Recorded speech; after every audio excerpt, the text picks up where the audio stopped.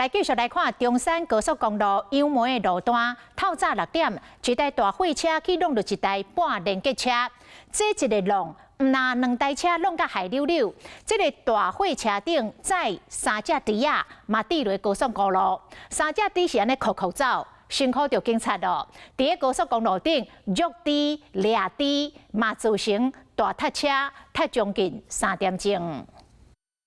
警察落车走得紧，唔知伫路啥，斟酌看伫咧掠一只猪，猪仔搁真急，爱甲警察算米小吹。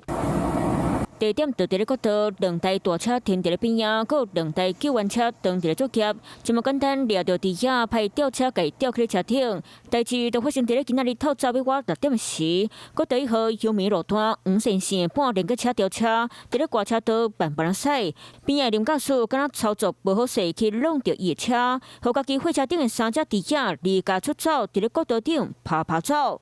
连个车头严重密密麻麻，车壳零件散落落，落伫咧涂骹。公路的迄台货车正边嘛猫甲真脚力，车顶几两只猪仔红底条尾，看起来要死动海，敢若剩一块视野。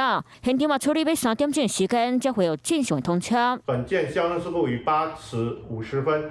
前线恢复正常通车，后续由本大队杨梅分队依规定处理。这名驾驶都无啉酒，现在发生车祸，会阁继续调查厘清。不过，伫咧国道掠猪仔，驾驶恐惊会受到处罚。根据规定，车伫咧驶时，车顶的物件若是无固定好势。 造成事故，会扣罚3900万倍；若造成人员重伤过身，嘛可能妨吊销驾照，甚至犯公共危险罪。加在即摆无人受伤，不过猪仔惊着变重，驾驶后一遍都要更加细腻。 Hello， 我是雷亚，想要抢先掌握最及时的新闻资讯吗？赶快订阅、按赞、开启小铃铛，锁定华视新闻 YouTube 频道。